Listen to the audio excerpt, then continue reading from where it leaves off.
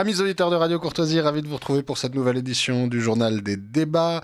Elle est dirigée ce soir par Charles de Meyer, préenregistrée la veille, grâce aux bons soins de Benoît, que je remercie, à la technique. Nous avons comme première invitée Marylis Pellissier. Marylis, bonsoir. Bonsoir, monsieur. Vous êtes porte-parole de la Marche pour la vie. Depuis combien de temps maintenant, Marylis ? 2 ans. 2 ans. Alors, contente de ce mandat ? Oui, oui, c'est une belle expérience de pouvoir porter la parole de milliers de manifestants et en particulier des jeunes, puisque je ne suis pas très âgée et je représente tous les jeunes présents à la Marche pour la vie, nombreux, chaque année. Vous avez quasiment établi domicile dans les locaux de Radio Courtoisie ces derniers temps. Félicitations, merci à la radio de poursuivre ces combats importants. On va essayer de vous connaître un peu mieux, Marylis. Comment est-ce qu'on devient porte-parole de la Marche pour la vie ? Alors moi, je suis rentrée par la petite porte. J'ai d'abord C'est une été, manière d'entrer, c'est une manière d'entrer. j'ai d'abord été militante comme tout le monde, à tracter dans la rue, coller des affiches. Et puis petit à petit, j'ai travaillé mon argumentaire aussi via des études de philosophie aussi. Et puis travail personnel. Et puis, comme je suis rentrée dans ce qu'on appelle le COPIL, donc l'équipe organisatrice de la Marche pour la vie, petit à petit, on m'a demandé plusieurs fois d'être porte-parole et j'ai fini par accepter De haute à la lutte. fin. Exactement. Ça ressemble à quoi la Marche pour la vie à l'intérieur ? Ça fourmille, c'est plein d'idées, plein d'énergie. Plein de nos auditeurs y participent, mais ne savent Oui. pas un petit peu à quoi ça ressemble initialement. Eh bien, la Marche pour la vie rassemble une quinzaine d'organisateurs qui sont après plus ou moins engagés en fonction de leur rôle. Mais cette année, on a eu un changement d'équipe avec un rajeunissement notoire. Alors ça, c'est ses avantages et ses inconvénients.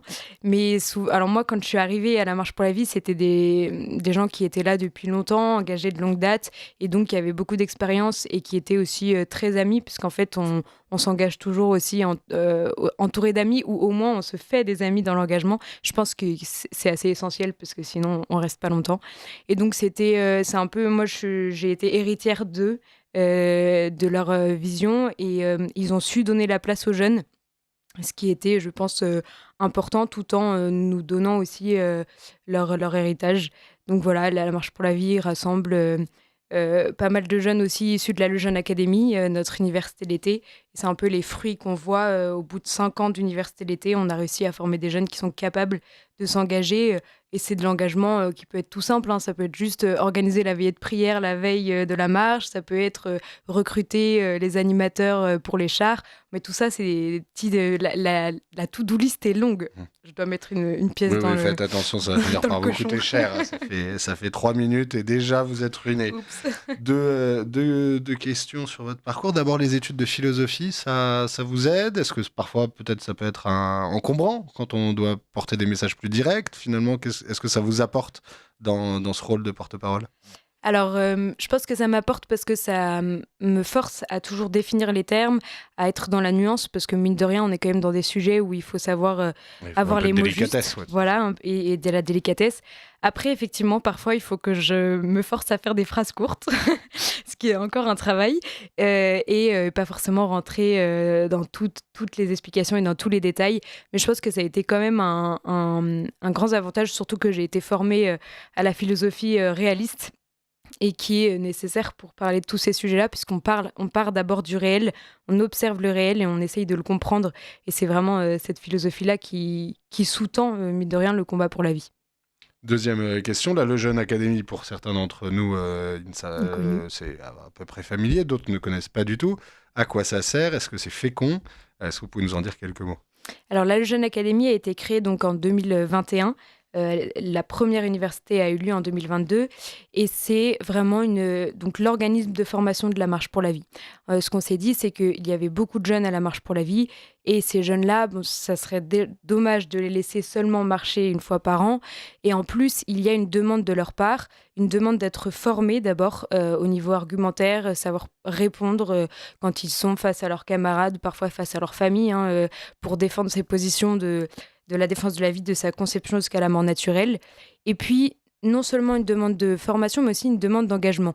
Parce que moi, j'ai eu la chance de pouvoir rentrer dans l'équipe organisatrice et de trouver ma place dans le combat pour la vie, chose que je chérissais depuis le lycée. Mais d'autres sont comme moi et ne savent pas trop comment faire pour s'engager à leur échelle.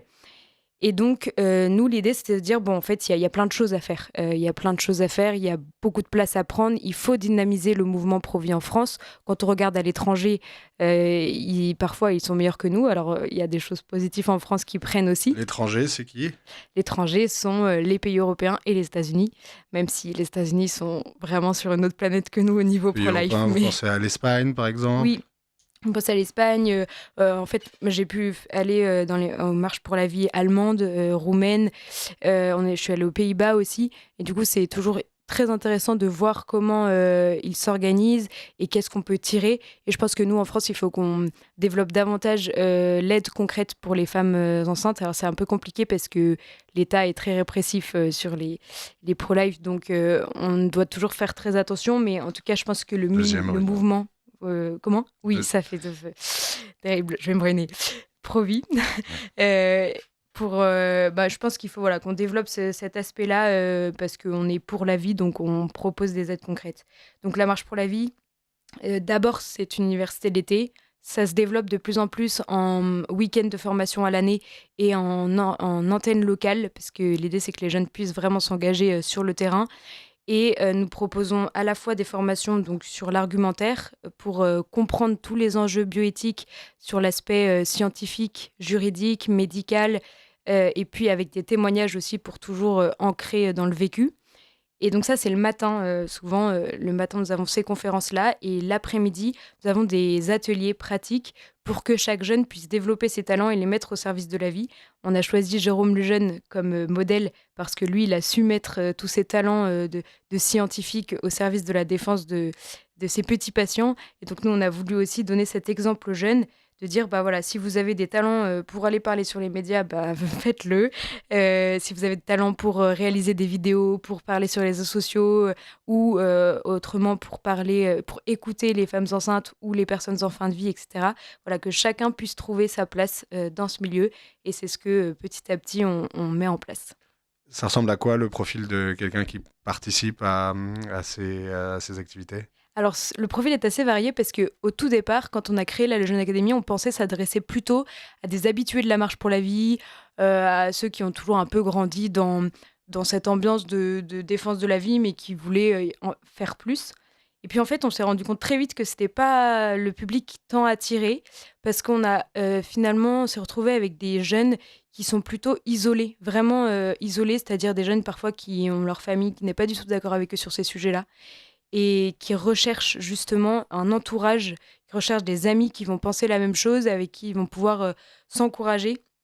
Et donc on a un peu des deux finalement dans la Lejeune Académie, des gens un peu éloignés, des gens qui sont dans tous les cas touchés par le sujet et qui sont convaincus, parce que bon, quand ils viennent, on précise bien, c'est zéro avortement, zéro euthanasie, et on va expliquer pourquoi.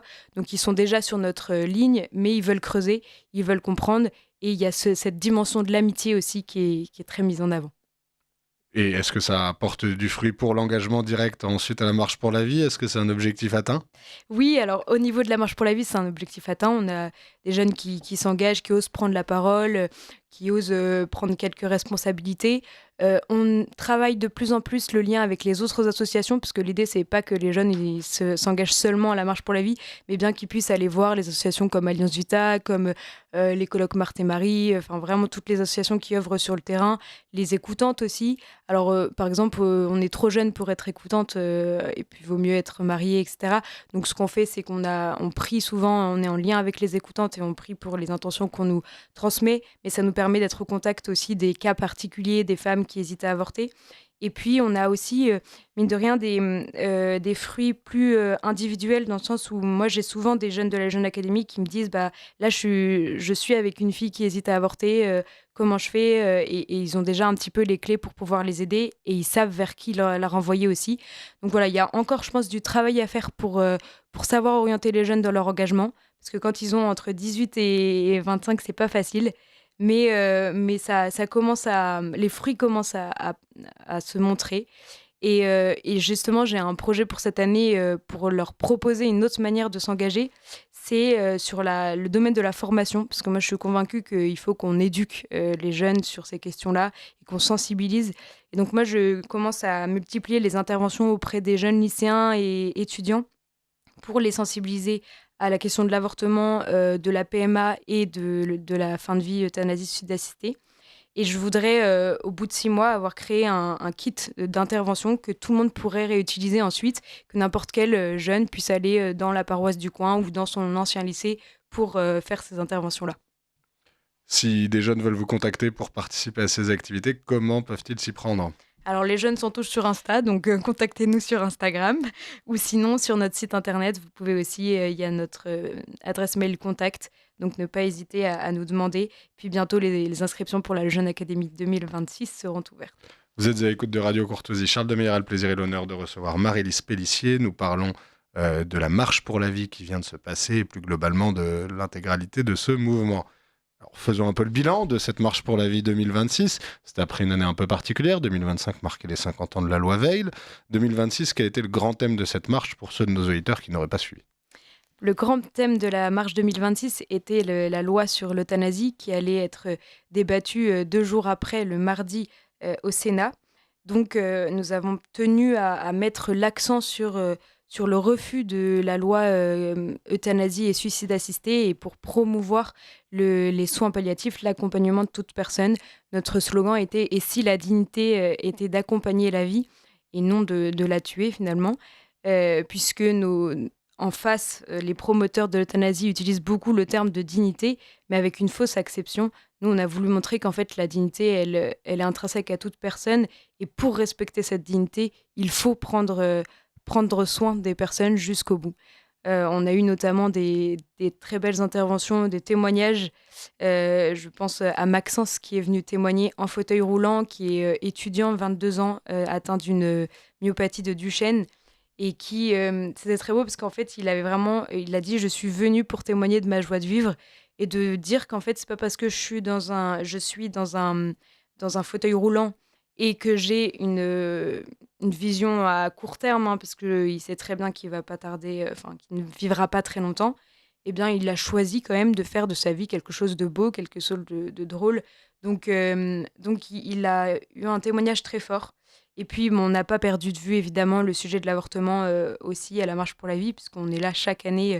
Et pourquoi en janvier les auditeurs se posent souvent la question. Le froid de janvier, parce que le 17 janvier, c'est l'anniversaire de la loi Veil. Il importe également de parler de la mobilisation. Est-ce qu'il y a plus de monde cette année? Comment s'est déroulé le parcours? Est-ce que vous êtes satisfait de l'affluence à cet événement? Nous sommes contents. Le bilan de la Marche pour la vie 2026 est positif et je remercie tous les auditeurs qui sont venus parce que comme je suis venue plusieurs fois parler de la marche, vous voulez dire que c'est grâce à vous, c'est ça Marie-Lise? Je ne doute pas que ça a porté ses fruits. Donc merci à tous les auditeurs qui sont venus à cette marche pour la vie. Évidemment, on a été gâtés d'un beau temps et d'une température au-dessus de zéro, ce qui a joué en notre faveur. Mais on était à peu près 11 000 selon les comptes de la police. Et donc c'est plus que l'année dernière, donc ce qui nous rassure parce qu'on se dit qu'il y a encore du monde qui est prêt à se mobiliser sur ces sujets.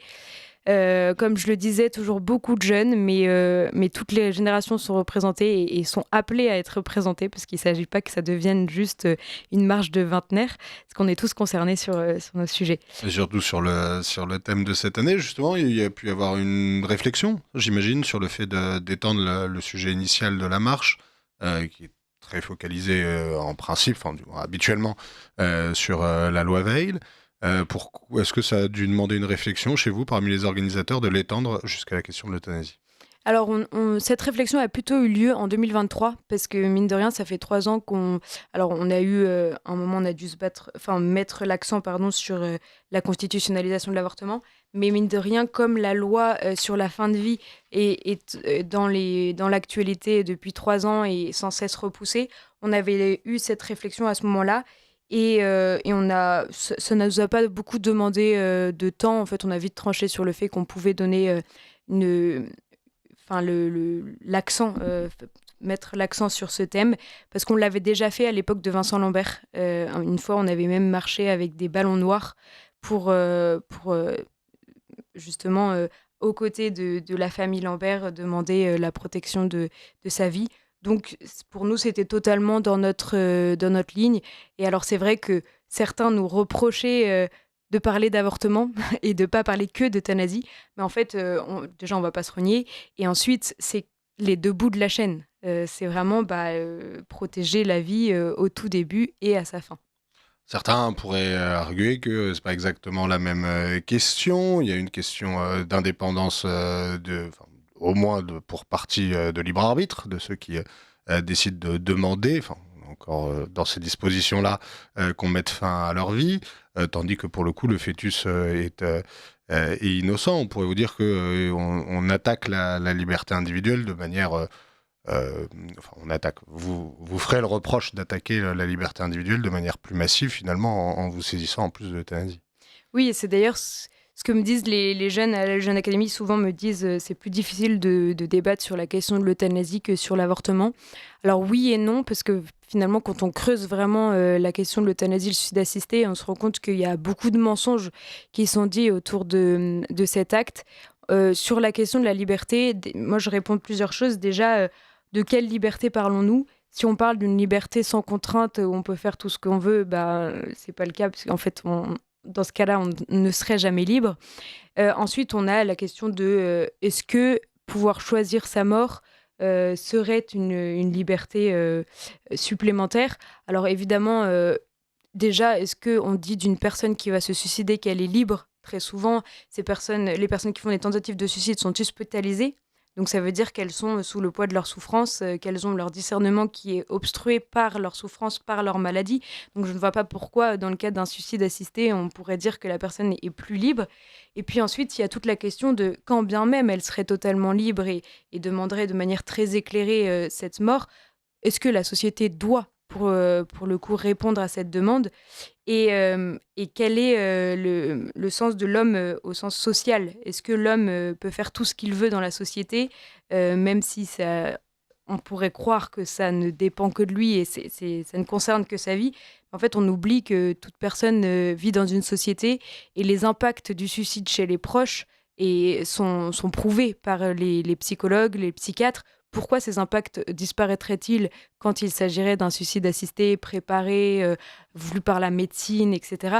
Je pense que c'est totalement faux. Il y aura des grands impacts. Et puis en plus, on impose, on donne aux malades, entre guillemets, la liberté de choisir sa vie. Mais en fait, c'est une responsabilité énorme de choisir la fin le moment où il va mourir, le moment de sa mort. Donc je pense qu'on fait croire que c'est une liberté, que c'est une mort douce, plus digne que les autres, alors qu'en fait, la véritable mort douce, on va dire, c'est celle qui est accompagnée par les soins et par toute la solidarité qu'on doit aux personnes en fin de vie. À l'inverse, l'association du droit à mourir pour la dignité, dirigée par le très influent et très connecté Jean-Luc Romero, vous répondrez que justement, vous avez cité le titre, il y a une dignité de la personne liée à son libre arbitre, dans sa conception en tout cas, en permanence, et qu'il serait étonnant d'abandonner ce libre arbitre au moment ultime. Est-ce que dans les gens avec qui vous discutez, avec les jeunes avec qui vous échangez, cette question du libre arbitre final et de la dignité finale sont deux questions qui les taraudent ou finalement c'est un autre versant qui les occupe? La question alors le libre arbitre, moi souvent ce que je dis, c'est qu'en soi, oui, si on parle de libre arbitre, on a le libre arbitre de se suicider. On a la possibilité, l'homme a la possibilité de mettre Indéniablement, oui, la on fin. ne peut que le constater. Ouais.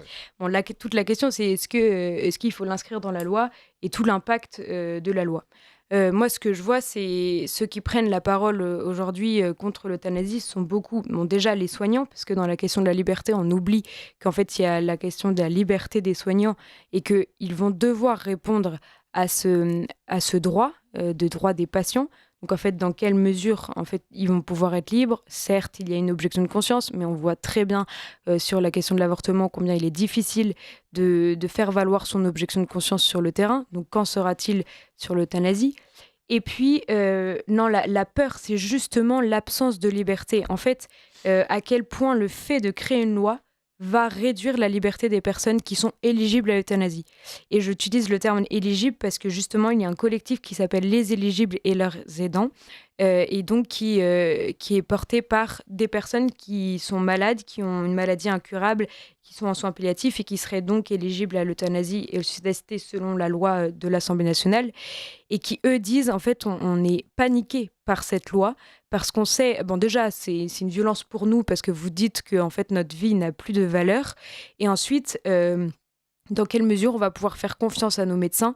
Et ça veut dire que toutes les personnes qui sont dans notre cas, au lieu de les aider à vivre, on va leur proposer la facilité de la mort, parce que c'est une facilité sur tous les plans. C'est-à-dire qu'au lieu de se battre pour essayer de vivre, d'avoir une vie digne, etc., on va se dire, bon, bah, je vais prendre la solution de la mort.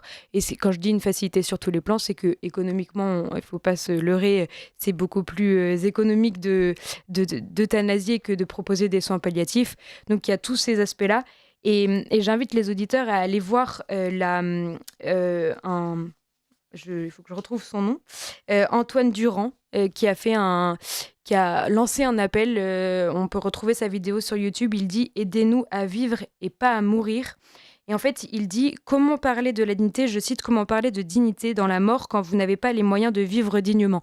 En fait, lui, il dit « Moi, ma vie, elle est belle parce que j'ai la possibilité de pouvoir vivre dignement. J'ai les moyens, j'ai ma famille qui m'accompagne, j'ai des machines qui m'aident à bouger, à travailler, etc. » Tandis que d'autres n'ont pas ces moyens-là, et donc forcément, ils vont tendre vers la demande de mort. Et c'est là où, en fait, il n'y a pas de liberté. Parce que quand vous n'avez pas d'alternative, que vous n'avez pas de possibilité d'avoir des soins palliatifs et d'avoir un vrai accompagnement, vous tournez vers la mort. Et encore une fois, le suicide est l'abrogation même de la liberté, parce que c'est le moment où on se dit « je n'ai plus qu'une seule solution », c'est finir ma vie. Je ne vois pas d'autre solution. Donc, en fait, il n'y a pas de liberté, parce qu'il n'y a pas d'autre alternative. Les soins palliatifs étaient déjà promis, enfin en tout cas leur expansion par la loi Leonetti-Claes et puis par plusieurs évolutions légales. Aujourd'hui, on constate que, alors même que le débat sur la fin de vie est d'une actualité brûlante, il y a toujours des difficultés d'investissement dans ce secteur-là. Comment expliquez-vous à la Marche pour la vie le manque d'investissement de l'État dans cette promesse faite et refaite aux malades et à leurs familles régulièrement d'une amélioration, d'une universalité presque des services palliatifs dans le pays? Vous parlez de promesses. Hier, j'étais dans l'hémicycle du Sénat pour écouter justement C'est drôle d'activité, dis donc, Marie. Parfois, il faut aller sur le terrain. Et j'écoutais le vote justement de la loi sur les soins palliatifs. Alors déjà, c'était assez amusant parce qu'il y a plusieurs sénateurs. Bon, notons qu'il y avait 30 sénateurs dans l'hémicycle pour parler d'un sujet aussi important. Et ils ont plusieurs fois noté qu'ils débattaient de la loi sur les soins palliatifs après avoir débattu de l'aide à mourir. Et ils disaient, mais ça n'a pas de sens. Et je vais dans leur sens sur ce point. Ça n'a pas de sens de d'abord voter une aide à mourir, enfin de d'abord débattre sur une question d'aide à mourir et ensuite de parler des soins palliatifs.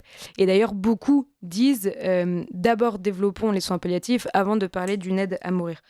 Et donc, dans l'hémicycle, on parlait beaucoup de la question de la volonté politique. Quelle est la volonté politique vraiment du gouvernement sur ce point ? Alors, ils ont lancé, la ministre de la Santé, à l'époque, Madame Vautrin, avait lancé une stratégie décennale pour les soins palliatifs. Alors, aujourd'hui, les résultats sont assez peu concluants, puisqu'il fallait normalement, au début 2026, qu'il y ait 9 unités de soins palliatifs qui soient ouvertes. Il n'y en a eu que 3, sachant qu'il y en a d'autres qui ont fermé par derrière. Donc, en fait, ce qui est sûr, c'est que pour développer les soins palliatifs, il faut énormément de temps. Il faut non seulement de l'argent, mais du temps, de la formation des professionnels. Donc, ça ne se fait pas en 5 ans. Et c'est ce que dit la présidente de la Société française d'accompagnement et des soins palliatifs, la SFAP. Ils disent, il ne faut pas se leurrer. En fait, ça ne va pas se faire en quelques années. D'autant plus que ce qu'il ne faut pas oublier, c'est que la loi sur le droit aux soins palliatifs existe depuis 1999. Donc, en fait, on devrait déjà avoir accès, sauf qu'aujourd'hui, on le dit et redit, il y a 50% des Français qui en auraient besoin qui n'ont pas les soins palliatifs. Donc, il y a d'abord un retard à rattraper, le retard plus l'ambition de faire plus selon les demandes et selon aussi le vieillissement de la population. Donc, la question, c'est quelle est vraiment la volonté politique de notre gouvernement de développer les soins palliatifs ? Et évidemment, le fait de vouloir légaliser l'euthanasie et le suicide assisté, comme l'a bien reprécisé la présidente de l'Assemblée nationale dans ses vœux tout comme Macron. Les vœux du gouvernement sont très joyeux, puisqu'à chaque fois, ils nous disent qu'ils veulent légaliser la mort. Et donc, leur volonté, eux, c'est vraiment d'avoir ce nouveau droit qui va tuer les soins palliatifs, il ne faut pas se leurrer. Autre élément intéressant dans ce que vous nous avez dit dans votre réponse, c'est votre présence au Sénat. Est-ce que vous avez suivi de près ces débats ? Nos auditeurs ont fait un peu les montagnes russes émotionnelles avec cette question. Est-ce que vous pouvez nous décrire un petit peu ces débats sénatoriaux sur la question de la fin de vie ? Les sénateurs, les auditeurs ont dû l'entendre parler, ont rejeté l'article 4 du projet de loi qui ouvre pour ouvrir l'accès à l'aide à mourir. Je mets un guillemet à aide à mourir, mais c'est le terme qu'ils ont voulu utiliser puisqu'ils ne veulent pas parler d'euthanasie et de suicide assisté. Et donc, ils ont rejeté l'article 4 qui décrivait les conditions pour avoir accès à cette aide à mourir. Une fois qu'ils avaient supprimé cet article-là, en fait, de facto, ça supprimait l'aide à mourir. Donc, on a crié victoire. Je tiens à préciser que la victoire n'est pas encore là, ne serait-ce qu'au Sénat, parce que, alors, nous sommes la veille du vote solennel au Sénat, et tout va dépendre un petit peu aussi de ce vote. Alors, pas tout va dépendre, mais ce que je veux dire, c'est qu'au Sénat, il faut qu'ils votent ce texte qu'ils ont dépouillé de l'acte létal. Parce que s'ils rejettent le texte, ça veut dire que l'Assemblée nationale, en deuxième lecture, va reprendre son propre texte. Et on a bien entendu parler du texte voté le 27 mai à l'Assemblée nationale, qui est quand même très gravissime et très grave, et qui a des critères très flous d'accès, voilà, et déjà surtout qui a l'acte létal si on en reste au principe même. Donc il faut désormais que les sénateurs votent leur texte qui est dépourvu de l'aide à mourir pour que l'Assemblée nationale reprenne ce texte-là. Alors, on sait très bien qu'ils vont remettre après ce qu'ils veulent dedans, mais politiquement, ça sera plus compliqué que s'ils faisaient fi et table rase de tout ce qu'avait fait le Sénat. Donc il y a encore un enjeu du vote du 28. Et puis, bien sûr, il y a encore l'enjeu de la deuxième lecture. Nous sommes le 28, voilà. On enregistre, je le rappelle, le 27 janvier. On parle de vos attentes et de vos craintes à l'Assemblée nationale. Marie-Lise Pélissier, vous êtes porte-parole de la Marche pour la vie après la première pause musicale qui nous est proposée par Benoît. Vous êtes de retour dans le Libre Journal des débats, dirigé ce soir par Charles Demeyer. En première partie de cette émission, j'ai le plaisir et l'honneur de recevoir Marie-Lise Pélissier, porte-parole de la Marche pour la vie. Nous continuons à faire le bilan de cette mobilisation 2026 et puis de cette loi sur la fin de vie qui nous intéresse. Alors, on l'a dit, en attente du vote solennel du Sénat qui malheureusement a lieu le lendemain où nous enregistrons cette émission. En tout cas, le passage à l'Assemblée sera crucial. Quelles sont vos espérances face à cette deuxième lecture à l'Assemblée nationale ? Nos espérances, c'est qu'on arrive à convaincre quelques députés. Il y avait à peu près 100 députés, 100 voix d'écart entre ceux qui ont voté pour et ceux qui ont voté contre. Donc c'est un assez vaste fossé à combler, on va dire. Mais entre mai et maintenant, il y a quand même beaucoup de prises de parole des médecins, des handicapés, beaucoup de collectifs. Donc j'ose espérer peut-être que certains députés aient changé d'avis. Bon, après, on peut aussi s'attarder sur les petits détails de la loi, enfin, des détails qui n'en sont pas forcément, mais il y a la question du délit d'entrave, il y a la question de l'objection de conscience. On espère qu'au moins, on puisse gagner du terrain sur ce côté-là.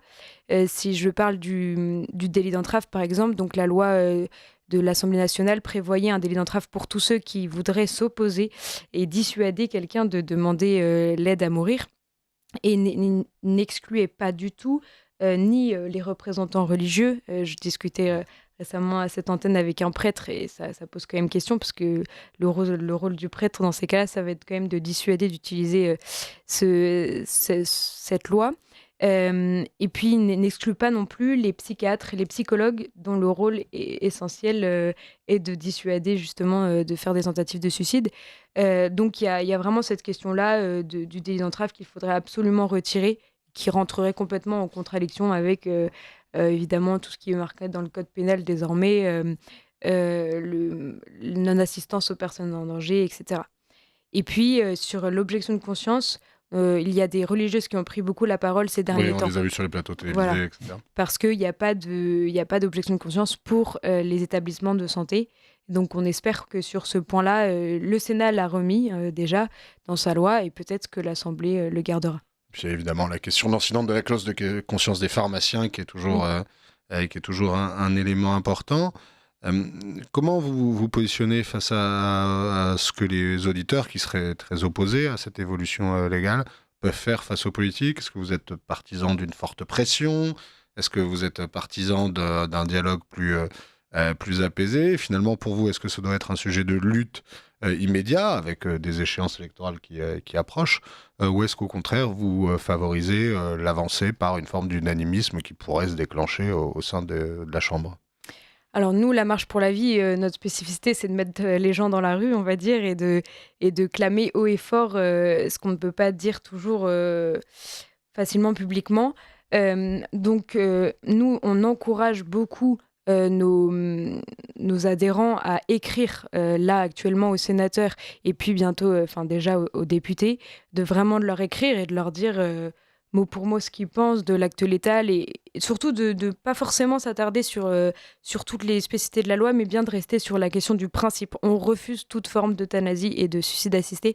Donc ne pas hésiter à vraiment écrire aux parlementaires. Moi j'ai discuté, on attendait, on restait devant le Sénat pendant les lectures et souvent on interpellait les sénateurs à la fin des débats et je me suis rendu compte qu'en fait il y avait encore des sénateurs qui changeaient d'avis au fur et à mesure des débats. Donc je me suis dit en fait c'est pas perdu sur ce plan. Donc je pense qu'il faut continuer et puis nous espérons aussi organiser des mobilisations dans la rue pour montrer notre position parce que les politiques ne font que dire que c'est la volonté des Français. Madame Yann Puivet l'a encore dit lors de ses vœux, donc, alors que la Fondapol a quand même montré, Oui, a bien sorti, disséqué voilà, ce a mensonge bien dit sondagier. que c'était totalement faux. Et d'ailleurs, tout parti politique confondu. Donc nous sommes là aussi pour montrer que oui, il y a des Français qui sont prêts à aller dans la rue pour dire nous ne voulons pas de cette loi. Ultime question, Marie-Lise Pellissier, il nous reste 2 minutes dans cette première partie d'émission. La mobilisation a réuni 11 000 personnes. Vous avez un vrai sujet d'activité en ce moment. Les auditeurs qui voudraient vous aider, que peuvent-ils faire dans cette période? Alors, ils peuvent déjà nous contacter via le site de la Marche pour la vie. La Marche pour la vie, évidemment, réclame quelques dons parce que, comme on dit, la vie n'a pas de prix, mais la défendre a un coût. Donc, vous pouvez nous aider aussi en nous soutenant et puis aussi en nous soutenant sur les réseaux sociaux, en relayant effectivement nos prises de parole et puis nos différents communiqués pour que la voix de la Marche pour la vie soit entendue. Ne pas hésiter. Et puis toujours, évidemment, cette question de pression aux politiques. Je pense que c'est comme ça qu'on peut faire avancer les choses. Un grand merci Marie-Lise Pellissier de nous avoir accompagnés dans cette première partie d'émission. On vous abandonne, je crois que vous avez des obligations professionnelles et nous retrouvons après une pause musicale avec Mériadec Raffray, rédacteur en chef des pages internationales de l'hebdomadaire Valeurs Actuelles. Vous appréciez cette émission? Alors aidez Radio Courtoisie à en produire d'autres. Rendez-vous sur soutenir.radiocourtoisie.fr. Merci d'avance. En guise d'introduction de notre entretien avec Mériadec Raffray, j'aimerais vous donner quelques nouvelles de SOS Chrétiens d'Orient et de la situation des chrétientés orientales. En effet, j'ai répondu il y a quelques heures à un entretien à la revue The European Conservative que vous pourrez retrouver en anglais sur leur site internet. Et je crois que ces éléments de réflexion peuvent intéresser nos auditeurs et notamment les auditeurs qui sont de fidèles donateurs, je le sais, de SOS Chrétiens d'Orient. Ces donateurs ont été alertés par plusieurs situations des chrétientés orientales ces derniers temps et peuvent chercher en ce début d'année 2026 à avoir quelques nouvelles. J'aimerais évidemment commencer par vous partager notre inquiétude sur les évolutions en Syrie. Vous le savez, les nouvelles autorités transitoires en Syrie font face à un certain nombre de défis. Nous en parlerons, je crois, avec Mériadec Raffray. Ces autorités transitoires ont mené tout récemment des actions à l'est du pays, à l'est de la Syrie, actions qui ont provoqué le reflux des forces kurdes de diverses villes, reflux des forces kurdes qui a engendré deux types d'inquiétudes. D'abord, l'inquiétude de ce qui a été décrit comme l'abandon par les nations occidentales de ces populations et de ces combattants qui ont souvent soit assisté, soit collaboré avec diverses forces, notamment face à l'organisation État islamique. À ce jour, les informations demeurent parcellaires sur le sort des prisonniers, notamment, qui étaient enfermés, incarcérés dans les prisons kurdes, et notamment des djihadistes étrangers qui intéressent au premier chef nos nations. De ce qui est disponible aujourd'hui dans le grand public, on croit comprendre que l'État français et diverses autres forces, d'ailleurs, auraient organisé le départ de ces djihadistes étrangers, le transfert plus exactement, vers d'autres zones, notamment la zone irakienne. Alors évidemment, nous ne parlons là que d'informations que nous avons pu obtenir. Rien n'indique cependant qu'elles seraient erronées. Et c'est en tout cas un point d'attention que nous devons exiger au niveau français et au niveau européen. Pourquoi ? Parce que l'histoire récente du djihadisme nous a montré que les évasions, même si elles sont parcellaires, minuscules, de ces lieux de détention, sont évidemment un foyer de développement potentiel d'actions djihadistes, d'actions terroristes. Et le fait que ce soit des gens issus de l'organisation État islamique ne peut évidemment que nous inquiéter. Il faut donc exiger de la transparence au niveau français, au niveau européen, presque au niveau otanien, puisque diverses forces de l'OTAN sont intéressées par cette question. La Turquie, par exemple, qui a appuyé les opérations des autorités transitoires à Damas. Il faut donc bien exiger transparence, action, et j'espère que les députés s'empareront de cette thématique à l'Assemblée nationale, que les questions au gouvernement seront posées. En tout cas, vous pouvez faire pression assez aisément, à la fois par le relais médiatique, sur les réseaux sociaux pour ceux qui en détiennent, et puis plus globalement par toute forme d'action politique qui vous paraîtrait nécessaire.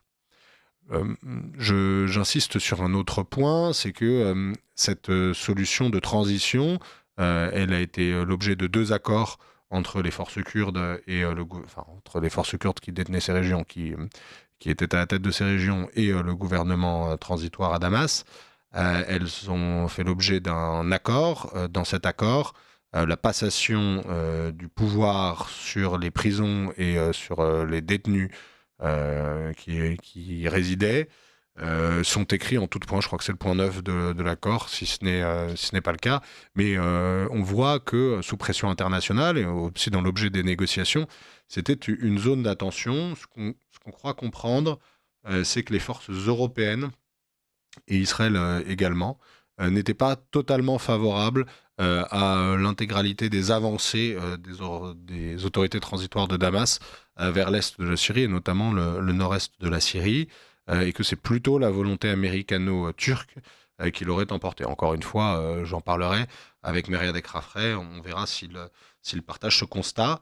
Il y a donc une responsabilité également à exiger de nos partenaires américains dans ce qu'ils feront et dans ce qu'ils contrôleront des évolutions de cette zone.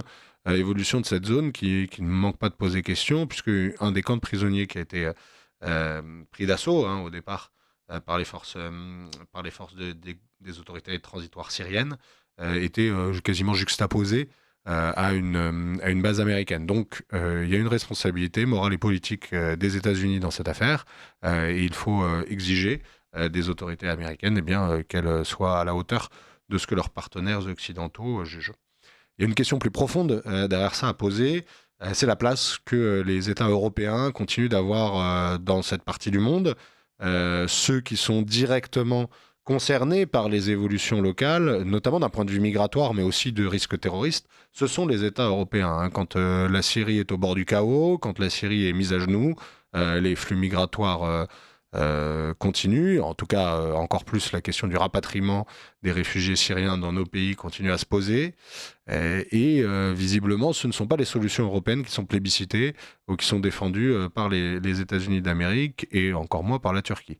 On ne peut donc que se poser cette question. Ce seront évidemment des sujets que je ne manquerai pas d'aborder avec notre invité qui arrive dans quelques instants, Mériadec Rafray. Évidemment, on parlera aussi de l'actualité iranienne, on parlera de ce qui se passe au Groenland, mais nous allons pouvoir en parler dans quelques instants. On fait une toute brève pause et on retrouve Mériadec Rafray, rédacteur en chef des pages internationales de Valeurs Actuelles, juste après.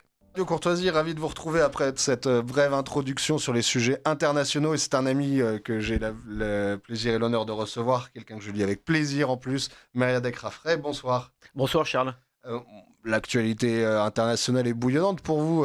C'est quoi? C'est l'épuisement permanent à force de devoir suivre l'actualité, ou c'est en même temps très enthousiasmant Les deux. C'est-à-dire, il faut être, en fait, ça va très très vite, et donc il faut ne pas passer à côté d'une phrase importante, une déclaration importante, un événement à l'autre bout du monde, et donc ça demande en fait une veille quasiment permanente, parce que ce que l'on n'a pas capté en général, ça s'efface dans le grand bain en fait de cette actualité qui à cause ou grâce aux moyens aujourd'hui d'internet nous vient jusqu'à chez nous, ce qui a quand même révolutionné le métier. Et de l'autre côté, donc c'est un peu il faut avoir un cerveau en permanence agile, et c'est toujours, à force, c'est un peu fatigant. Et en même temps, c'est un véritable bonheur de pouvoir essayer de décrypter, comprendre ce monde qui n'a jamais été autant en recomposition, cette histoire qui s'écrit quasiment au quotidien, et qu'on essaye modestement d'en décrypter les causes. Ça, on y arrive à peu près, et surtout de comprendre de quel côté en fait le billard de la géopolitique mondiale va-t-il se pencher à droite, à gauche, comment va-t-il se recomposer, autrement dit, comment les boules de billard qui sont activées devant nos yeux quotidiennement avec des accélérations qu'on n'a jamais connues, enfin en tout cas depuis que je fais ce métier, depuis la fin du XXe siècle et le début du XXIe siècle, comment ces boules de billard s'impactent-elles les autres, les unes les autres, et redessinent, esquissent des paysages géopolitiques nouveaux, en évolution, et tout ça, et c'est ça aussi le troisième point peut-être sur lequel il faut insister auprès de vos auditeurs, tout ça dans un grand brouillard de la guerre qui est en permanence alimenté par une propagande incroyable, une information et surtout une désinformation incroyable de tous les camps en réalité. Et c'est ça qui est le plus... c'est ce brouillard de la guerre qui est globale, qui est mondiale, guerre de l'information, guerre réelle, guerre économique, tout ça se mélange, et chacun évidemment essaye d'intoxiquer entre guillemets l'autre pour masquer ses intentions quand c'est son intérêt. Et c'est ça qui est assez difficile, parce que vous comprenez bien, quand on est dans une rédaction certes prestigieuse mais relativement modeste, on ne peut pas avoir parlé à tout le monde sur tous les dossiers dans tous les pays du monde, donc c'est un peu la limite de l'exercice, et c'est là d'ailleurs où je crois qu'il ne faut pas chercher à comprendre dans le détail. Il faut prendre de la hauteur, il faut revenir aux fondamentaux de l'analyse, l'analyse qu'on aime bien, Charles, vous et moi, une analyse, comment dirais-je, pour faire simple et sans rentrer dans les un peu gaulliennes des choses, c'est-à-dire quels sont les intérêts des États, quel est l'intérêt de la France, quels sont les grands jeux qui influent aujourd'hui sur la position de la France et de l'Europe en général dans cette recomposition mondiale. Voilà, je pense que ça permet de ne pas se noyer en fait dans tous ces détails qui sont à la fois importants, mais qui viennent masquer finalement le sens que l'on essaye de trouver. Parfois, il n'y en a pas d'ailleurs, hein. Les acteurs eux-mêmes... oui, les acteurs aussi peuvent être irrationnels. Voilà, exactement. Donc voilà en quelques mots la joie de faire ce métier, et en même temps la difficulté, voire même la limite. Il y a peut-être un dernier point sur lequel je voudrais insister, c'est que moi, en tout cas, j'ai une sainte horreur des idéologues, de quelque bord qu'ils soient, ceux qui tentent de poser des grilles d'analyse souvent idéologiques sur une situation donnée pour faire coller en fait la situation, ou ce qu'ils comprennent de la situation, avec leur grille. Je crois que d'abord, je pense que c'est le meilleur moyen de se planter, et en plus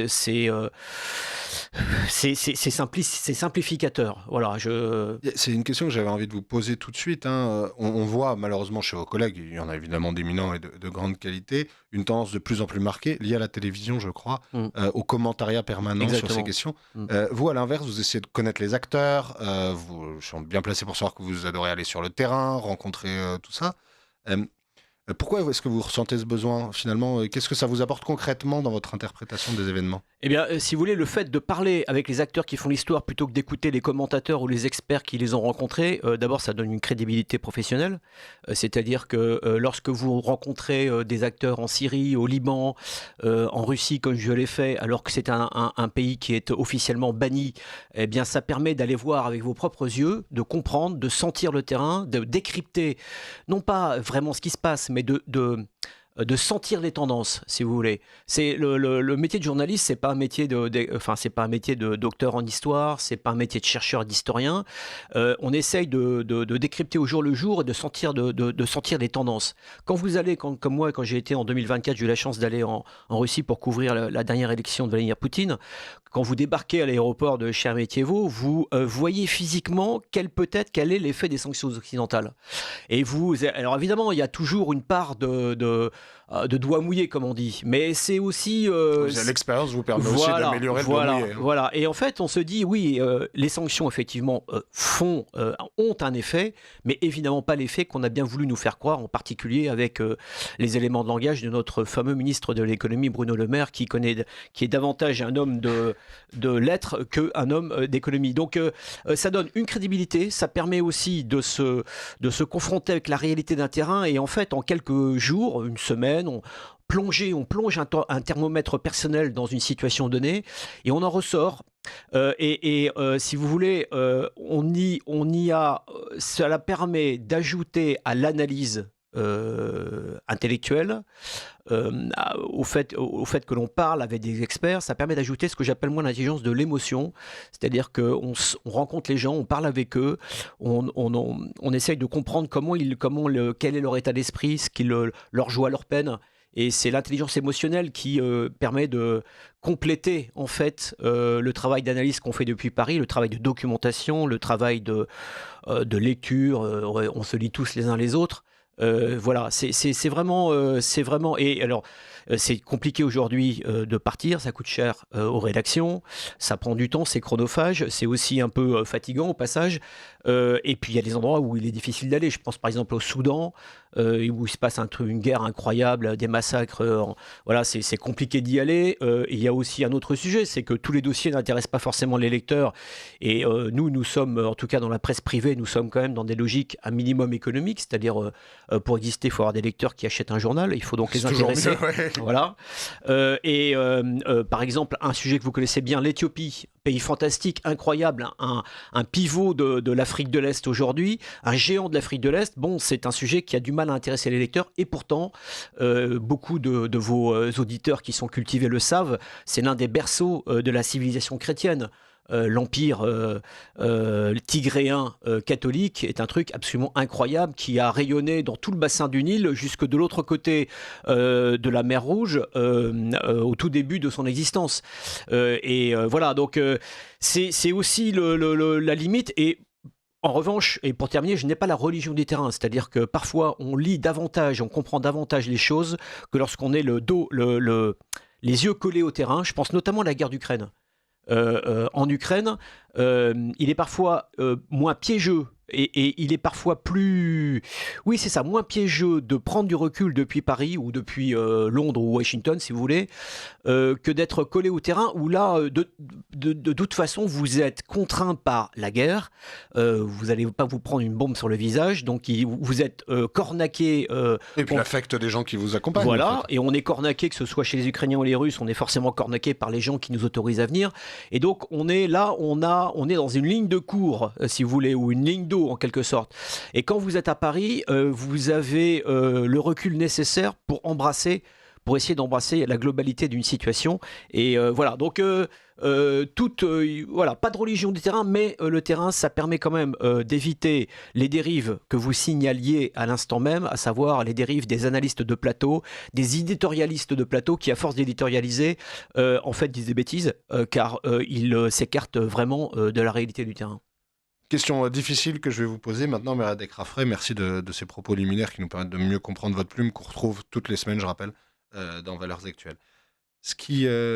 L'actualité depuis le 1er janvier est d'une richesse incroyable. Donc il y a eu cette opération enlèvement et maintien du régime en place au Venezuela, la montée en tension, l'escalade des escalades au Groenland, la crainte d'une guerre imminente en Iran, les opérations en Syrie qui ont été un peu passées sous silence en France, mais qui ont des conséquences et des implications importantes. J'en profite pour vous couper. Vous trouverez cette semaine dans Valeurs Actuelles une interview de l'aventurier engagé Patrice Franceschi, qui je pense connaisseur des Kurdes. Voilà, qui est, je pense, le meilleur connaisseur de la situation actuelle au Kurdistan syrien et qui vient contrecarrer absolument, et pardon de ce que je vais dire par avance, l'expert du Figaro qui avance des situations et des chiffres et des analyses qui, à mon avis, ne sont absolument pas sourcées. Important donc ce qu'il vient de dire. J'ai fait une introduction qui sera peut-être un petit peu dédite par cet entretien, mais donc je la lirai avec grand plaisir. La tentative du machin board of peace un peu bizarre, ouais. Et puis évidemment la guerre en Ukraine. Ça c'est une vraie question qu'on pose à un rédacteur en chef. C'est quoi le plus important dans tout ça finalement? Qu'est-ce qui doit retenir notre attention, nous autres lecteurs français intéressés par les actualités internationales? Qu'est-ce qui ne peut pas passer sous nos radars? Ne doit pas passer sous nos radars. Alors, si vous voulez, pour faire la synthèse entre tous ces événements qui se bousculent à un rythme vraiment inédit, la synthèse ou le point commun, le plus petit dénominateur commun de ces événements, il s'appelle Donald Trump. Voilà. Si vous voulez essayer de remonter un peu, reprendre un petit peu de hauteur, c'est Donald Trump. C'est un homme qui est... Alors, ce qui est intéressant, c'est qu'il affole le microcosme parisien de la géopolitique, de la politique et de la géopolitique, mais également le microcosme parisien des rédactions. Et je n'en dirai pas plus. Il affole, c'est-à-dire il rend un peu fou les gens qui ont l'habitude de le suivre, et en particulier en ce moment à droite. Il clive jusqu'à rendre un peu fou, pardonnez-moi l'expression, elle est facile, mais les auditeurs comprendront ce que ça veut dire. Les gens qui le suivent, on a... ce qu'il vient de faire là, les 3 dernières semaines, produisent notamment à droite de l'extrême, des réactions extrêmes. Ceux qui défendent contre vents et marées ce que fait Donald Trump, ceux qui vomissent ce que vient de faire Donald Trump, et puis ensuite on a... pour prendre une paraphrase, on a toutes les nuances de gris, si vous voulez, entre les deux.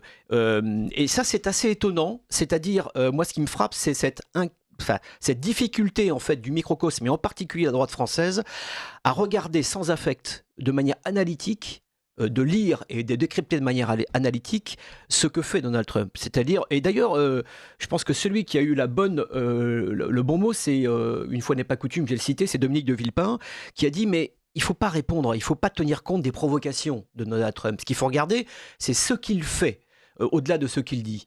Je pense que c'est vrai.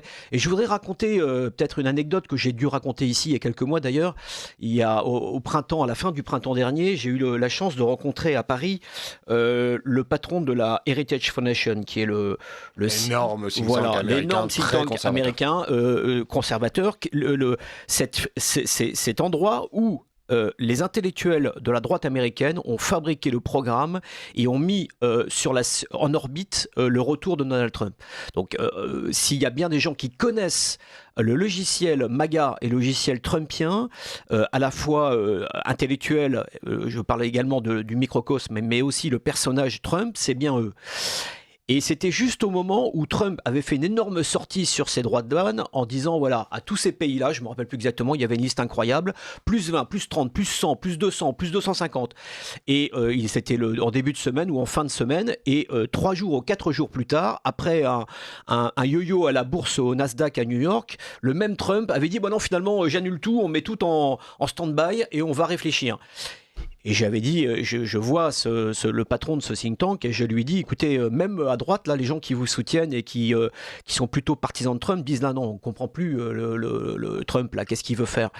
C'est un peu du n'importe quoi. Et il m'avait répondu avec un sourire un peu énigmatique, c'est un intellectuel, un professeur d'école, il était patron d'une école privée catholique, il avait un costume, il avait des bottes, des Santiago de cow-boy noirs en lézard, et alors quand il lui a allongé les pieds sous la table, on voyait ses bottes de cow-boy avec son costume et sa cravate, c'est assez incroyable, et avec ses yeux malicieux, il m'avait répondu, vous savez, Trump est en train d'installer les conditions d'une négociation favorable.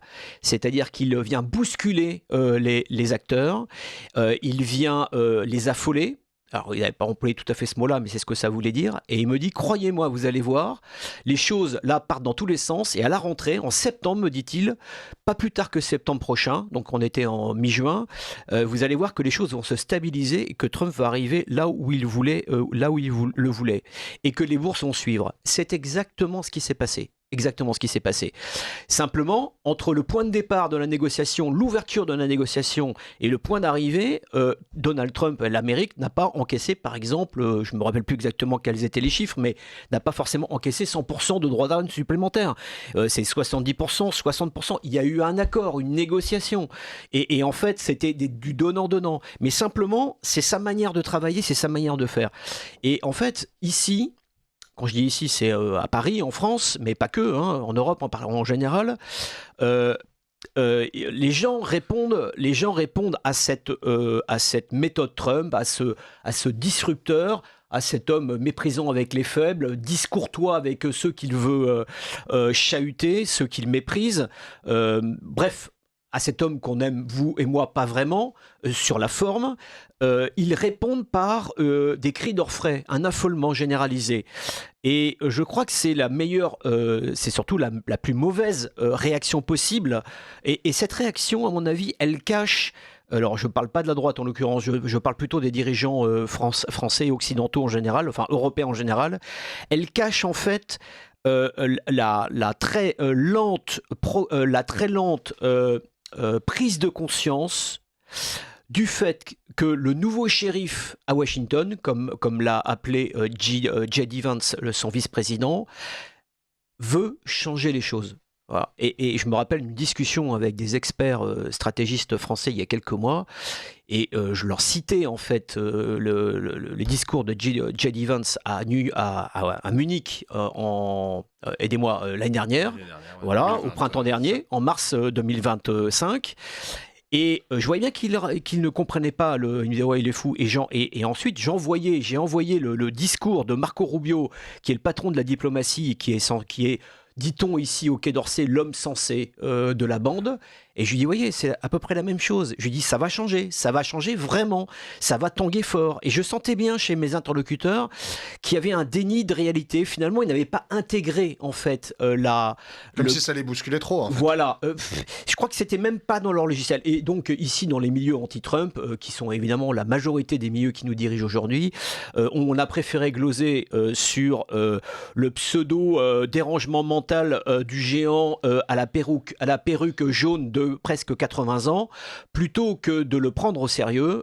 On a dit, ça y est, c'est le fou, c'est un nouveau fou. Ils avaient jusqu'à présent un fou bien pratique, c'était le fasciste Vladimir Poutine, l'homme qui n'aime pas les gays, etc. Patati patata, le retour du soviétisme version pan-tsariste.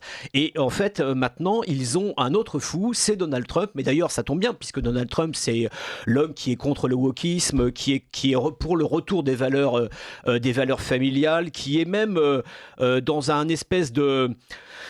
je sais pas quoi. Enfin, le mouvement MAGA aujourd'hui, c'est un espèce c'est une prime presque au catholicisme, que c'est J.D. Vance, si vous voulez. C'est quelque chose d'inconnu dans la droite américaine, qui était phagocyté par les évangélistes. Aujourd'hui, il y a de plus en plus de conservateurs et de MAGA qui sont catholiques. C'est tout ça, en fait. Et tout ça, ça les dérange. D'ailleurs, des perceptions différentes sur la question d'Israël. Bien sûr, on va en parler après, si vous voulez. Et en fait, ça les dérangeait. Et donc Donald Trump est un fou, et on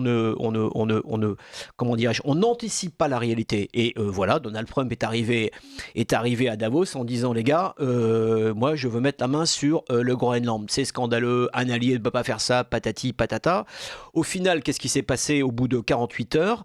On a compris qu'il y avait l'ouverture d'une négociation sur les Groenland dans le cadre de l'OTAN. C'est exactement là où voulait arriver Donald Trump. Donc il n'y aura pas de soldats américains qui vont débarquer de manière agressif sur le sol groenlandais, ou en tout cas, vous me réinviterez pour me dire que j'avais tort. Voilà, mais je ne crois absolument pas. Simplement, il a entamé un nouveau bras de fer pour avancer ses pions sur le Groenland, et ça s'est traduit ici par un affolement général. C'est ça qui est, c'est cette incapacité en fait du microcosme à vouloir regarder le monde tel qu'il est, et surtout, ça leur permet d'éviter l'autocritique et de faire le constat de leur faiblesse incroyable. Une seule, cela fait des mois et des mois, pour pas dire des années, que Emmanuel Macron nous explique qu'il a accéléré sur le réarmement de l'armée française. Il vient au mois de... Là, il y a quelques jours... Vous avez fait un article, il voilà. vient de dire « Nous sommes prêts », je vous ai voilà, lu. Nous sommes prêts. Et d'ailleurs, j'annonce 36 milliards d'euros supplémentaires pour les années 2026-2030. Le simple problème, c'est qu'il n'est plus aux commandes, et c'est pas lui qui va décider cet argent. Voilà, on en est là, en fait. Et tout ça, c'est Trump qui vient le bousculer. Parce qu'en fait, derrière le message de Trump, et c'est ce que j'explique, enfin c'est ce que je crois comprendre, et c'est ce que j'explique dans le grand dossier qu'on nous consacrons à Donald Trump cette semaine, c'est que Donald Trump n'est pas tout seul à Washington. Il est entouré de toute son équipe. C'est un pack, vous qui êtes un rugbyman, c'est un pack en fait, c'est le pack républicain, et ça va même au-delà, disent les gens avec qui j'ai parlé, qui côtoient au quotidien les décideurs, et en particulier dans la sphère militaire et géopolitique ou des stratégistes de Washington. C'est un pack qui est soutenu, sans le dire, bien au-delà des MAGA.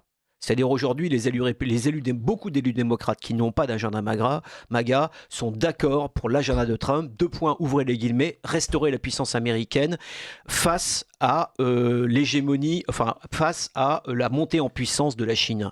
C'est ça le sujet. Tout le reste, c'est, je dirais, de la littérature pour des gens qui ont loupé les trains de l'histoire, en fait. Alors, j'éditorialise un tout petit peu, mais on est sur une courtoisie. Voilà, mais... j'allais vous dire, il y a un élément quand même avec Raffray où Trump ne semble pas arriver à ses fins, c'est l'accélération du processus de paix, ou en tout cas des négociations en Ukraine. On entendait certains milieux nous dire que ça pouvait arriver à la fin de l'année 2025. Alors au début, on a cru que ce serait pour Noël catholique, puis on s'est dit peut-être Noël orthodoxe. Ça met un peu de temps à arriver. Est-ce que là, pour vous, évidemment, je ne vous accuse pas d'avoir tous les secrets de la Maison-Blanche, mais du bureau ovale. Loin de là. Mais est-ce que vous sentez comme une forme d'échec? Est-ce que c'est que la temporalité n'est pas la même? Quel est votre je voudrais sentiment? juste rebondir pour terminer en disant... Pardon, je vous ai interrompu. Non, mais que vos auditeurs ne se méprennent pas sur mon analyse. Je ne suis pas en train d'excuser le fait que Donald Trump bafoue au pied la souveraineté des États. Pas du tout. Je dis simplement, il faut regarder l'état des lieux des rapports de force. Et si on n'est pas d'accord, eh bien, il faut juste être capable, en mesure... de jouer le bras de fer que le plus fort nous impose. C'est ça que je dis, simplement. Maintenant, pour répondre à votre question, et c'est un plaisir évidemment de répondre à vos questions, car elles sont pertinentes. Elles sont pertinentes. Et d'ailleurs, Donald Trump l'a dit lors de son discours mercredi dernier à Davos. Alors, il a dit benoîtement, je croyais être le plus rapide sur la question de la paix en Ukraine, et en fait, je m'aperçois que les choses sont beaucoup plus compliquées que je ne pensais. Et alors, il a rejeté la faute sur ses 2 camarades ou ses 2 partenaires, Vladimir Poutine et Volodymyr Zelensky, en disant, je le cite, « Ils se détestent. Que voulez-vous que je fasse? Ils se détestent. Il faut réussir à les faire parler. » C'est vrai et pas vrai. Bien sûr qu'ils se détestent, mais... Bon, ça, on peut partager. Voilà, on le sait. Mais vous avez raison, en fait. Et d'ailleurs, ce qui est frappant, c'est que lors de leur... alors, je vais reprendre le fil de cette négociation. Tout recommence en février 2025. Et là, Donald Trump, publiquement, et ses conseillers aussi, Marco Rubio notamment, joue sa partie. Ils disent globalement, ils font savoir publiquement à la télévision, dans des interviews, par petits cailloux successifs, ils disent à Donald Trump, globalement, vous êtes légitime à poser sur la table vos desiderata géostratégiques sur la question ukrainienne. Que tout le monde le sait, vos auditeurs les connaissent, pas d'OTAN en Ukraine, les territoires conquis seront conservés, et une forme de neutralité en fait de cet état pivot entre l'Europe de l'Ouest et la Russie. Je fais simple. Quand Donald Trump propose de renégocier, de reprendre les négociations, le discours, le dialogue et la négociation avec la Russie, c'est sur cette base-là. Il a dit à Poutine, on vous a entendu, vous êtes légitime à poser ces conditions sur la table, et d'ailleurs on aurait dû vous écouter avant, il n'y aurait pas eu de guerre, dit-il. Donc Moscou dit, bon, enfin un qui nous écoute, on va discuter, février. Ça démarre assez fort, première entrevue des sous-fifres entre guillemets, mais des sous-fifres très proches des patrons chez le prince Mohammed Ben Salman, et puis les choses s'enlisent. Et la deuxième étape vraiment importante, c'est la fameuse entrevue d'Anchorage en Alaska le 15 août 2025, où les deux patrons se retrouvent à nouveau en tête-à-tête. Ils ne s'étaient plus vus depuis, je crois, 2018. Et là, en fait, alors d'après ce qu'on sait aujourd'hui, tous les dossiers ont été mis sur la table parce qu'en réalité, cette négociation elle est globale. Ils veulent négocier sur l'Ukraine, ils veulent négocier sur les armements stratégiques, ils veulent négocier sur les opportunités d'exploration des matières premières dans leur zone respectifs qui se frictionnent. Ils veulent également signer des deals opportuns. Je reprends le terme exact de Marco Rubio, le diplomate en chef de la Maison-Blanche. Ils veulent faire du business. Et évidemment, derrière, dans la tête des Américains, c'est Biden en posant les conditions de ce conflit à rapprocher la Russie de la Chine. Et moi, Trump, je voudrais bien faire le contraire, c'est-à-dire détacher, faire revenir en fait la Russie dans le giron américano-occidental pour pouvoir isoler la Chine et ensuite consacrer toutes mes forces à traiter la problématique chinoise qui est la vraie problématique. Et en fait, un Russe me disait, il n'y a pas longtemps, un diplomate russe me disait la discussion, les Américains ne lâchent rien dans la discussion. Je lui disais, bah oui, mais vous aussi, vous ne lâchez rien. Et il souriait et il me disait à propos d'Anchorage, on n'a même pas eu la reprise des vols directs entre Washington et Moscou, ce qui était le plus facile à faire. Entre guillemets, ça voulait dire, c'est rien. D'un côté comme de l'autre, on ne lâche rien. Et d'ailleurs, on l'a vu. L'Américain pensait pouvoir faire plier Poutine. Et en fait, Poutine est inflexible sur la réalité de ses revendications territoriales. Et on en est là aujourd'hui. Et paradoxalement, j'étais assez surpris ces derniers jours. Alors là, c'est un scoop que je vous donne, enfin en tout cas de mon point de vue. J'ai l'impression qu'un vent, un souffle d'optimisme souffle sur Moscou et Washington. Là, il y a des petites phrases, des petites confidences. Alors, vous savez que les négociations ont repris la semaine dernière, le week-end dernier, à Abu Dhabi, chez les Émiriens, qui sont des On a amis. même parlé à un moment éventuellement d'une rencontre entre les Ukrainiens et les Russes. Voilà, à très haut niveau. Hein, et pour une des premières fois, les trois parties étaient représentées dans la salle et non pas dans des salles différentes. Ils étaient ensemble, les Russes, les Américains et les Ukrainiens. Et les négociations continuaient en début de semaine. On n'a pas encore on ne sait pas encore ce que ça donne, mais on entend dire que les acteurs sont relativement optimistes. Alors, je vous cite à peu près ce que j'entends, c'est on me dit on a quasiment réglé tous les sujets et le dernier sujet, il reste un dernier sujet, c'est là que ça bloque encore, c'est la question du Donbass. Et là, je vais aller un peu plus loin que dans mes papiers. Je vais vous livrer une petite confidence. Écoutez bien, auditeur de Radio Voilà, Courtoisie. je ne suis pas certain que tout le monde ait cet élément. Je ne sais pas ce que ça vaut. Mais si on me l'a dit, c'est pour que je le répète. Alors, Profitez-en, j'en profite. Voilà. Et je crois comprendre à nouveau ce que je n'avais pas vraiment compris, c'est que je pensais les Russes très fermes, très dogmatiques, très durs sur le fait qu'ils avaient intégré dans leur constitution, comment dirais-je, fait entrer dans leur constitution le fait que les 4 oblasts du Donbass seraient désormais territoire russe. Et je crois comprendre que les Russes seraient, de manière pragmatique, plutôt enclins à négocier, c'est-à-dire faire des échanges de territoires, y compris là, pour trouver un deal. Donc on voit bien qu'on sent ce sera inconfirmé, mais on a le sentiment, j'ai le sentiment, je me suis trompé comme beaucoup, il m'est arrivé de me tromper. Je pensais que le 24 février, il n'y aurait pas de... Voilà, mais on sent que les choses pourraient avancer, étant donné, en tout cas, et si on prend un peu de recul et qu'on regarde analytiquement les choses, il est clair aujourd'hui que pendant que Moscou négocie, Moscou ne lâche absolument rien sur la guerre, et ça va même beaucoup plus loin. Les bombardements stratégiques russes sur l'Ukraine ont acquis une ampleur comme jamais jamais ce niveau avait été atteint, pardonnez-moi, en particulier dans l'ouest, le nord-ouest de l'Ukraine, et en particulier sur Kiev, à telle enseigne que des milliers aujourd'hui de Kieviens sont obligés, s'en vont, quittent la ville, car les Russes ont bombardé en particulier les systèmes de chauffage, et je crois que c'est le premier hiver pendant lequel les Kieviens, beaucoup de Kieviens sont sans chauffage, dans des conditions évidemment effroyables. Les températures sont sibériennes, moins 10, moins 15 en fonction des jours, et la vie devient, jusqu'à présent la vie était relativement possible à Kiev, mais là la vie devient très difficile, et donc on sent que les Russes, pendant qu'ils négocient et pendant qu'ils envoient des signaux d'ouverture, redoublent d'intensité au niveau militaire.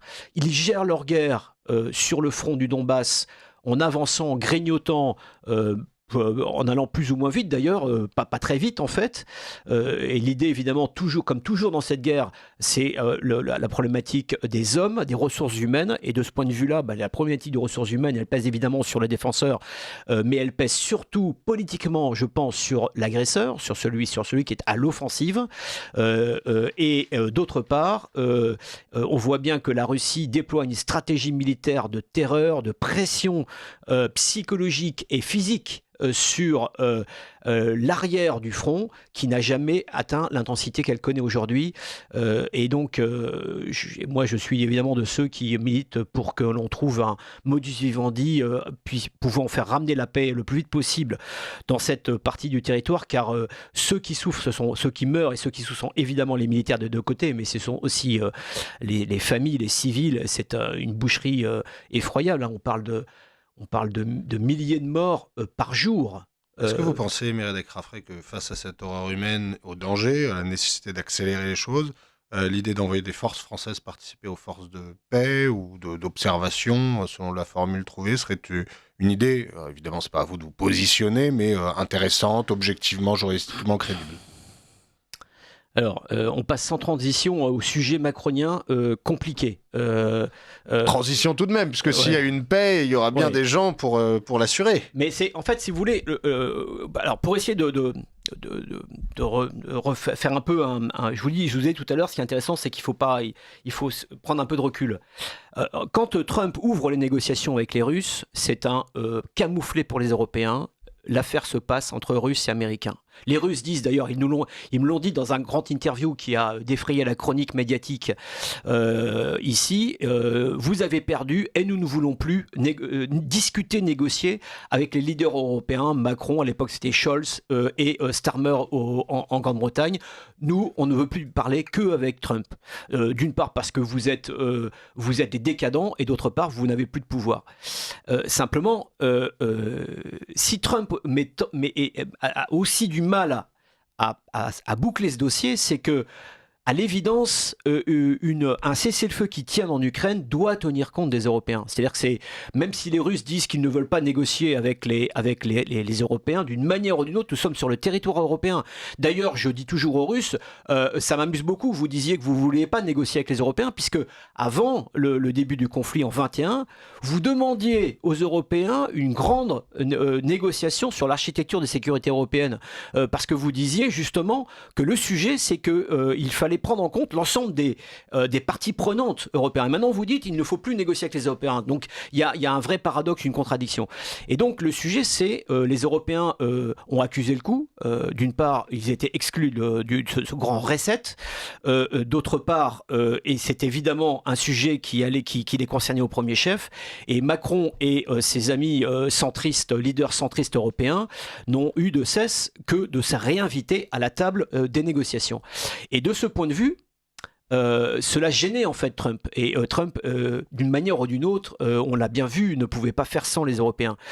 Et finalement, Trump a dit aux Européens, vous me cassez les pieds, vous voulez pas de paix, vous voulez continuer à vous battre, montrez-nous de quoi vous êtes capable de faire, montrez-nous que vous êtes capable de vous entendre pour proposer un plan. Et un an plus tard, donc ça on est en février-mars 2024, à l'époque c'est la fameuse sortie d'Emmanuel Macron à l'Elysée, si ça se trouve il faudra mettre des gars, je reprends son terme exact, il faudra mettre des gars en Ukraine, lui qui s'est jamais battu, qui a jamais entendu le son d'une Kalachnikov, et un an plus tard, il a réussi, pas tout seul, mais avec les Européens qui étaient dos au mur politiquement, dos au mur face à Trump qui leur disait les gars, vous faites beaucoup de bruit, mais qu'est-ce que vous êtes capable de faire ? Et il a réussi en fait à réinviter les Américains à la table des négociations pour fixer de futures garanties de paix offertes aux Ukrainiens. De deux manières. D'une part, il a fédéré ce qu'on appelle la coalition des volontaires, qui est un groupe de 34-35 États, avec quelques États d'ailleurs qui sont otaniens mais pas européens, pour proposer en fait une force qui serait en mesure de vérifier les conditions d'un cessez-le-feu, mais également, deuxièmement, de remonter en puissance l'armée ukrainienne par la formation, l'entraînement, etc. Et troisièmement, et c'est là où les choses se gâtent largement, c'est de constituer une force de dissuasion au cas où la Russie voudrait voudrait reprendre les combats. Et c'est là où les choses... alors, là où Emmanuel Macron a réussi avec ses amis allemands et britanniques à revenir dans le jeu, c'est-à-dire qu'il a réussi à arracher la promesse de Donald Trump que celui-ci apporterait une garantie militaire en cas de déploiement de troupes européennes sur le sol, ce qui est évidemment la condition sine qua non, y compris pour les Britanniques, de pouvoir se déployer, mais ça n'a pas empêché tous les Européens à la table de cette coalition de dire oui, on participe, mais pas avec nos soldats au sol. Donc en fait, ce qu'on a compris, c'est qu'il y aurait une garantie aux Américaines, c'est une promesse. D'autre part, les Britanniques et les Français pourraient mettre des hommes au sol après un cessez-le-feu, mais pas les Espagnols, pas les Italiens, pas les Allemands, pas les Polonais, bref, personne. Et troisièmement, pour que cette coalition des volontaires voit le jour, la condition sine qua non, c'est que Vladimir Poutine accepte, ce qu'il n'a toujours refusé jusqu'à présent, le déploiement de troupes européennes sur le sol ukrainien, une des raisons pour lesquelles il a déclenché la guerre de 2024. Donc, en fait, il y a une avancée politique d'Emmanuel Macron, il y a une...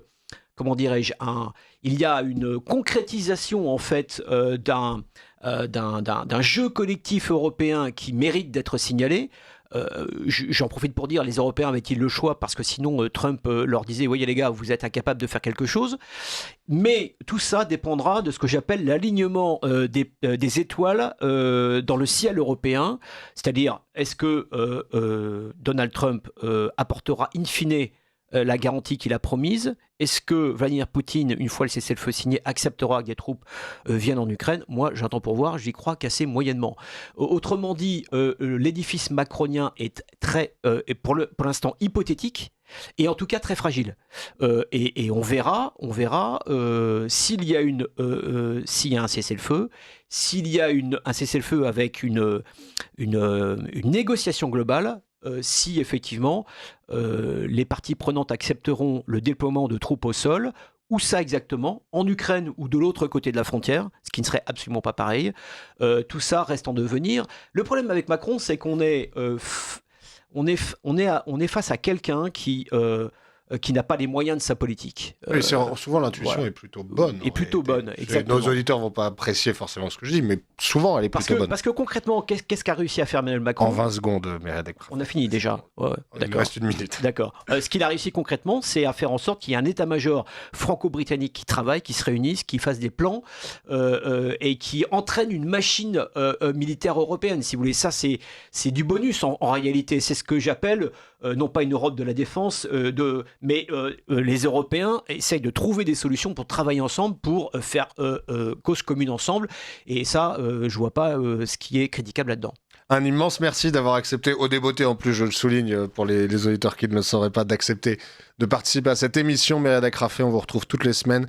Il faut lire Meredek. Les gens qui réfléchissent à ces questions le lisent. N'hésitez pas à le faire vous aussi. Et quant à moi, je vous dis à la semaine prochaine pour une nouvelle édition du Libre Journal des débats de Radio Courtoisie. Et je remercie Benoît à la technique qui nous a accompagnés pendant cette heure et demie.